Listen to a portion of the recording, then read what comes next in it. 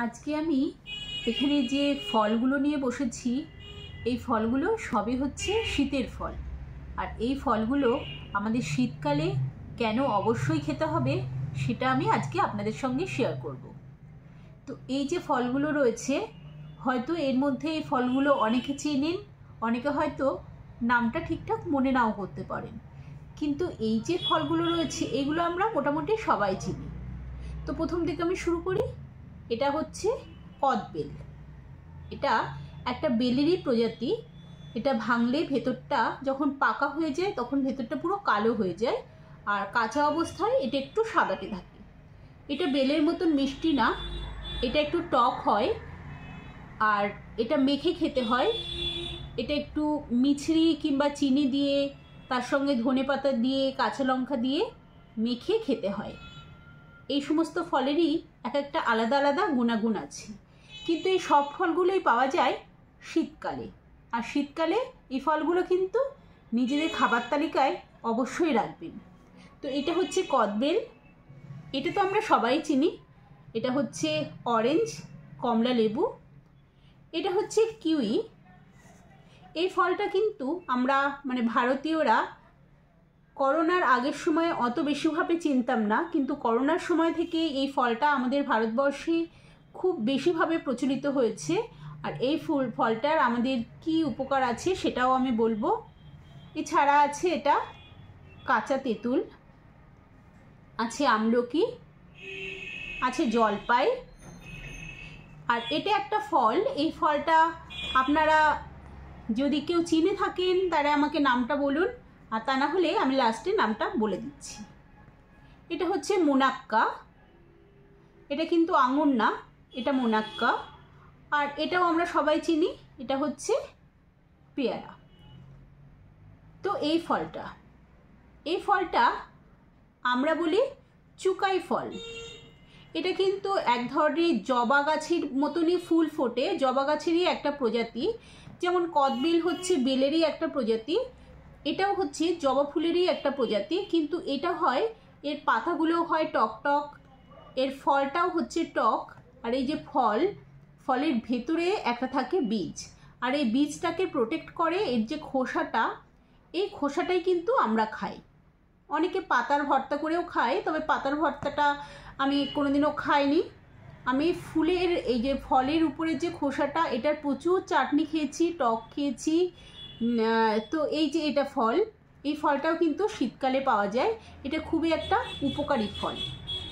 তো এই যে এই কয় রকমের ফল, আর এটা হচ্ছে আমরা সবাই জানি আতা বা সীতাফলও বলে অনেকে।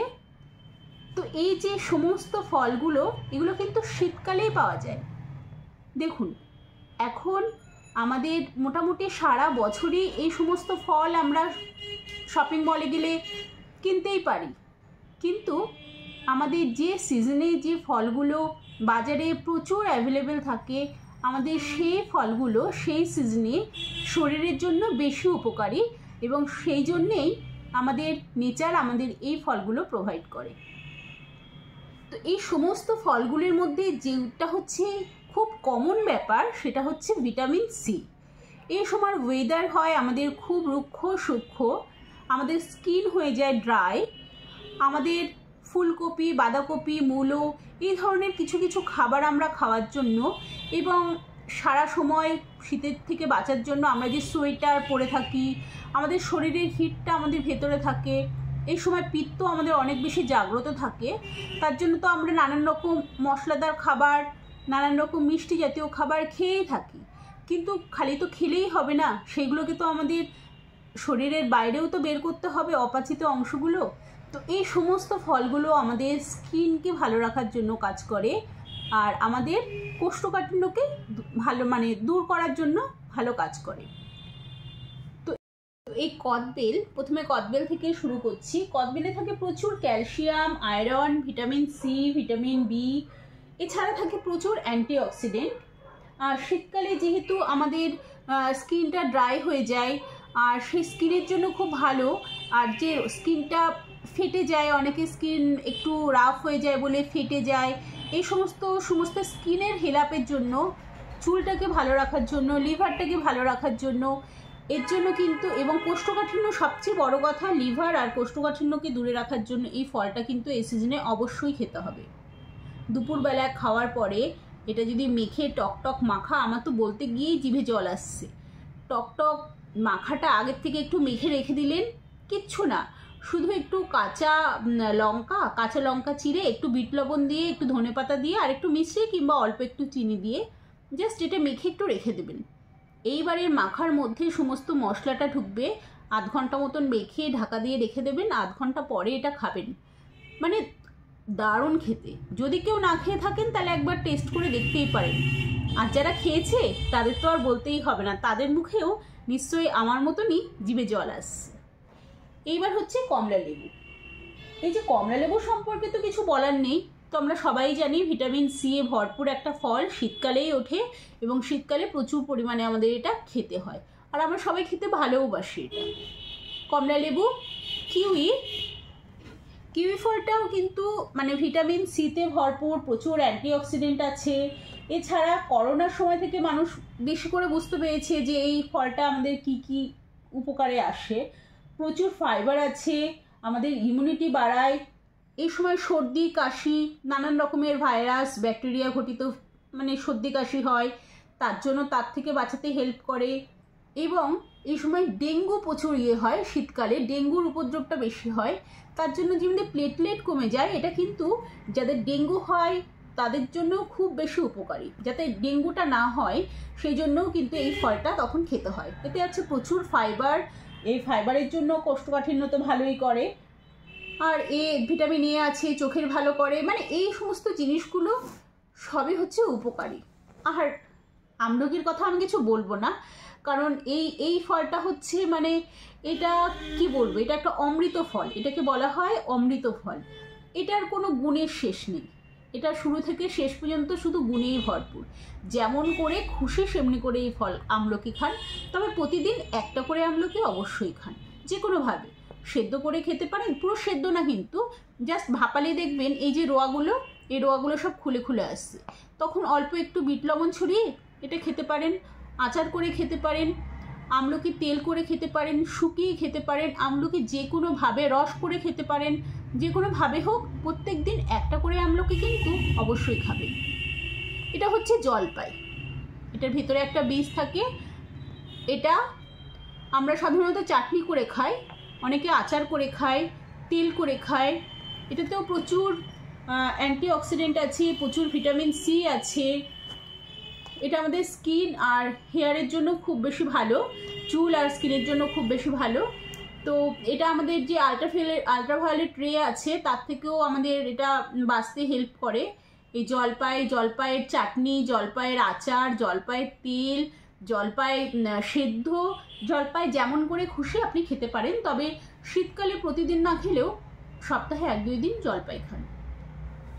এটা হচ্ছে সীতাফল বা আতা, দারুণ খেতে, দুর্দান্ত খেতে। কেউ যদি খেয়ে থাকেন সে তো এর জন্য পাগল, আর যদি কেউ না খেয়ে থাকেন মানে অবশ্যই খাবেন একবার।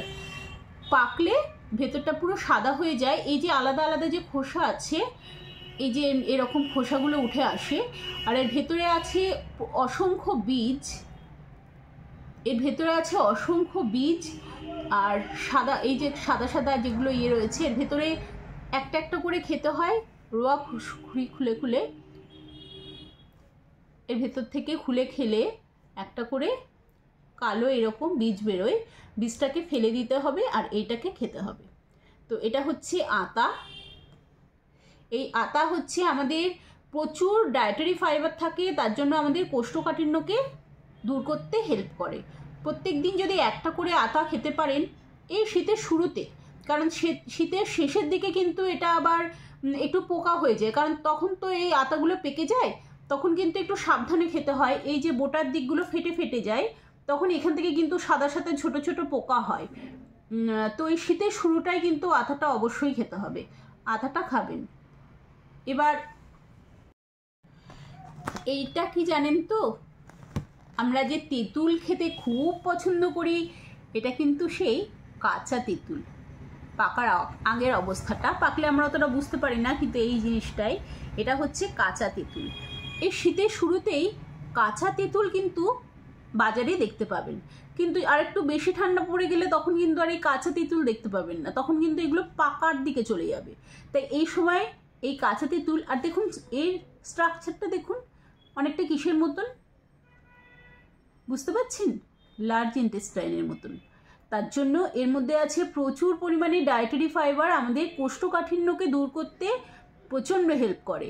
তাই এই সময় এই কাঁচা তেঁতুলের চাটনি খেতে পারেন, টক খেতে পারেন, আচার করে রেখে দিতে পারেন, মোরব্বা করে খেতে পারেন, যে কোনোভাবেই হোক এই সময়ে কাঁচা তেঁতুলটা অবশ্যই খান। কিন্তু এই শীতের শুরুতেই, আর কিন্তু পরে কাঁচা তেঁতুলটা পাবেন না। আর তেঁতুল যত পুরনো হবে তত কিন্তু বেশি উপকারী। তিনটে জিনিস যত পুরনো হয় তত বেশি ভালো। একটা হচ্ছে তেঁতুল, আর একটা হচ্ছে ঘি, আর একটা হচ্ছে মধু। এই তিনটে জিনিস যত বেশি পুরনো হবে তত এর গুণাগুণ বৃদ্ধি পাবে। তো এই কাঁচা তেঁতুলটা এই শীতের শুরুতে অবশ্যই খাবেন। এটা হচ্ছে পেয়ারা। পেয়ারা আমরা সবসময় পাই। পেয়ারা হচ্ছে প্রচুর ভিটামিন সি আছে পেয়ারার মধ্যে, এটা আর বলার মতন কিছু নেই। আমরা এটা ফল হিসাবে খেয়েই থাকি।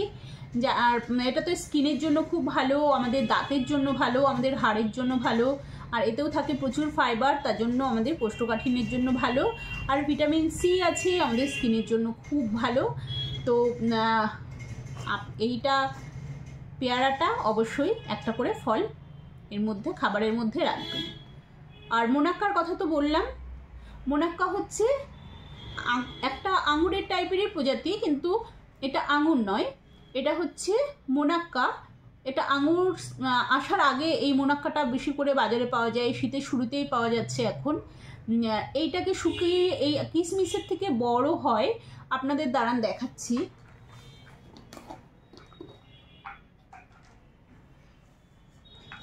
এই যে এটা হচ্ছে শুকিয়ে, এই মোরব্বা এটা শুকিয়ে হয় এরকম।